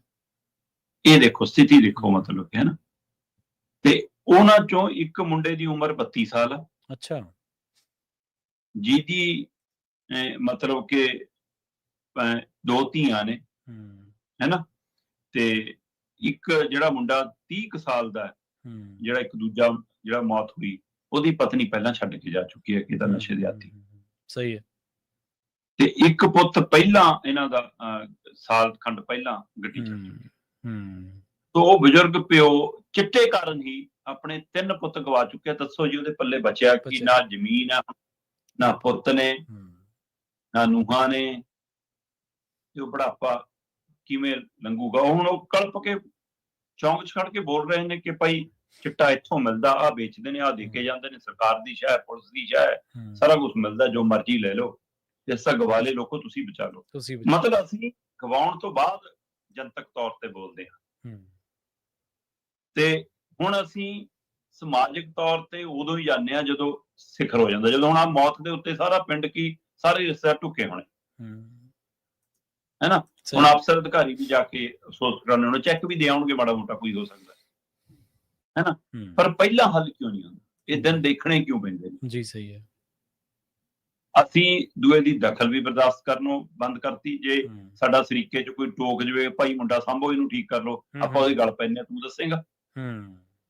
ਇਸ ਲਈ ਹੁਣ ਅਗਲਾ ਕਹਿਣੋਂ ਵੀ ਹਟ ਗਿਆ। ਅੱਗੇ ਜਵਾਕ ਜੱਲਾ ਪਿੰਡ ਦਾ ਸਾਂਝਾ ਹੁੰਦਾ ਸੀ। ਸਹੀ ਗੱਲ। ਜੇ ਬਾਹਰ ਸਕੂਲ ਤੋਂ ਆਉਂਦਿਆਂ, ਖੇਤਾਂ ਤੋਂ ਆਉਂਦਿਆਂ, ਸ਼ਹਿਰੋਂ ਆਉਂਦਿਆਂ ਕੋਈ ਪਿੰਡ ਦਾ ਬਜ਼ੁਰਗ ਟੱਕਰ ਜਾਵੇ ਨਾ, ਤਾਂ ਆਪਾਂ ਅੱਖਾਂ ਨੀਵੀਆਂ ਕਰਨੀਆਂ ਪੈਂਦੀ ਕਿ ਲੈ ਵੀ ਕਿਤੇ ਗਾਲਾਂ ਨਾ ਪੈ ਜਾਣਗੇ, ਕਿੱਥੇ ਫਿਰਦੇ ਹੋ, ਕੀ ਕਰਦੇ ਹੋ। ਸਹੀ ਗੱਲ। ਤੇ ਉਹਨੂੰ ਪੁੱਛਣ ਦਾ ਹੱਕ ਵੀ ਹੁੰਦਾ ਸੀ, ਤੇ ਝਿੜਕਣ ਦਾ ਦੱਸਣ ਦਾ ਹੱਕ ਵੀ ਹੁੰਦਾ ਸੀ, ਝਿੜਕਣ ਦਾ ਹੱਕ ਵੀ ਸੀਗਾ। ਹੁਣ ਤਾਂ ਸਕੇ ਚਾਚੇ ਤਾਏ ਨਹੀਂ ਪੁੱਛ ਸਕਦੇ ਤੁਹਾਨੂੰ। ਸਹੀ ਗੱਲ ਹੈ। ਇੱਕ ਛੱਤ ਥੱਲੇ ਰਹਿੰਦਿਆਂ ਨਹੀਂ ਪੁੱਛਣ ਦਾ ਹੱਕ ਦਿੰਦੇ ਅਸੀਂ ਤਾਂ ਘਰਾਂ ਨੂੰ ਹੋਟਲ ਬਣਾ ਲਿਆ, ਦਰਵਾਜ਼ੇ ਭੇੜ ਕੇ, ਕਮਰੇ 'ਚ ਕੁੰਡਾ ਖੜਕਾ ਕੇ ਜਾਓ ਜੀ ਬੱਚੇ ਦੇ। ਅਸੀਂ ਜਾ ਕਿੱਧਰ ਨੂੰ ਰਹੇ ਹਾਂ, ਸੋਚਣ ਦੀ ਲੋੜ ਹੈ ਸਾਨੂੰ। ਸਮਾਜਿਕ ਤੌਰ ਤੇ ਵੀ ਸਰਕਾਰਾਂ ਆਪਣੀ ਜ਼ਿੰਮੇਵਾਰੀ ਨਹੀਂ ਨਿਭਾ ਰਹੀਆਂ, ਤਾਂ ਬਜ਼ੁਰਗ ਮੋਢਿਆਂ ਨੂੰ ਪੁੱਤਾਂ, ਜਵਾਨ ਪੁੱਤਾਂ ਦੀਆਂ ਲਾਸ਼ਾਂ ਢੋਣੀਆਂ ਪੈ ਰਹੀਆਂ। ਪੰਜਾਬ ਕਿਸੇ ਵੀ ਰੂਪ ਦੇ ਵਿੱਚ ਨਾ ਵਿਗੜਿਆ ਹੋਇਆ ਪੰਜਾਬ ਨਹੀਂ ਰਹਿੰਦਾ, ਕਿਸੇ ਵੀ ਰੂਪ, ਚਾਹੇ ਉਹ ਸਮਾਜਿਕ ਰੂਪ ਦੇ ਵਿੱਚ ਹੈ, ਚਾਹੇ ਉਹ ਧਾਰਮਿਕ ਕੋਈ ਤਾਣਾ ਬਾਣਾ, ਜਾਂ ਕੋਈ ਆਰਥਿਕ ਰੂਪ ਦੇ ਵਿੱਚ ਉਹਦਾ ਕੋਈ ਮਹਾਂਦਰਾ ਬਦਲਦਾ। ਪੰਜਾਬ ਹੀ ਰਵੇ ਵਿਰਸੇ ਦੇ ਰੂਪ ਦੇ ਵਿੱਚ ਵੀ, ਸੱਭਿਆਚਾਰ ਦੇ ਰੂਪ ਦੇ ਵਿੱਚ ਵੀ, ਨੈਤਿਕ ਕਦਰਾਂ ਕੀਮਤਾਂ ਦੇ ਰੂਪ ਦੇ ਵਿੱਚ ਉਹ ਪੰਜਾਬ ਹੀ ਰਵੇ ਤਾਂ ਬਹੁਤ ਸੋਹਣਾ। ਜੇ ਪੁਰਾਣਾ ਹੀ ਰਵੇ ਨਾ, ਜੇ ਉਸੇ ਤਰ੍ਹਾਂ ਦੀਆਂ ਨੈਤਿਕ ਕਦਰਾਂ ਕੀਮਤਾਂ, ਉਸੇ ਤਰ੍ਹਾਂ ਦਾ ਸੱਭਿਆਚਾਰ, ਉਸੇ ਤਰ੍ਹਾਂ ਦਾ ਮਿਲਵਰਤਨ, ਉਸੇ ਤਰ੍ਹਾਂ ਦੀ ਭਾਈਚਾਰਕ ਸਾਂਝ, ਉਸੇ ਤਰ੍ਹਾਂ ਦਾ ਇੱਕ ਦੂਜੇ ਦਾ ਦੁੱਖ, ਸਾਰਿਆਂ ਦਾ ਦੁੱਖ, ਜੇ ਉਸੇ ਤਰ੍ਹਾਂ ਦਾ ਰਵੇ ਤਾਂ ਬਹੁਤ ਸੋਹਣਾ। ਹੜ੍ਹਾਂ ਦੇ ਵਿੱਚ ਆਪਾਂ ਇਹੀ ਦੇਖਿਆ ਨਾ, ਹੜ੍ਹ ਵਿਪਤਾ ਵੱਡੀ ਲੈ ਕੇ ਆਏ, ਪਰ ਸਮੁੱਚੇ ਪੰਜਾਬ ਦੇ ਏਕੇ ਨੂੰ ਵੀ ਤਾਂ ਦੁਨੀਆ ਅੱਜ ਸਲਾਹ ਰਹੀ ਹੈ ਨਾ, ਉਹਦੀਆਂ ਵੀ ਗੱਲਾਂ ਹੁੰਦੀਆਂ ਨੇ ਬਾਲੀਵੁੱਡ ਤੱਕ, ਦੇਸ਼ਾਂ ਵਿਦੇਸ਼ਾਂ ਤੱਕ। ਸ਼ਰਮਾ ਜੀ, ਨਾਲ ਖਾਸ ਖਬਰਾਂ ਤੇ ਖਾਸ ਜਾਣਕਾਰੀਆਂ ਦੇ ਲਈ ਤੁਹਾਡਾ ਬਹੁਤ ਬਹੁਤ ਧੰਨਵਾਦ ਜੀ। ਸਤਿ ਸ਼੍ਰੀ ਅਕਾਲ। ਸਤਿ ਸ਼੍ਰੀ ਅਕਾਲ। ਪ੍ਰੋਗਰਾਮ ਖਬਰ ਤੇ ਨਜ਼ਰ ਨਾਲ ਆਪਾਂ ਇੱਥੇ ਸਮਾਪਤ ਕਰਾਂਗੇ। ਤੁਹਾਡਾ ਸਾਰਿਆਂ ਦਾ ਵੀ ਬਹੁਤ ਧੰਨਵਾਦ। ਸਤਿ ਸ਼੍ਰੀ ਅਕਾਲ। ਜੁੜੇ ਰਹੋ ਪੰਜਾਬੀ ਰੇਡੀਓ USA ਦੇ ਨਾਲ।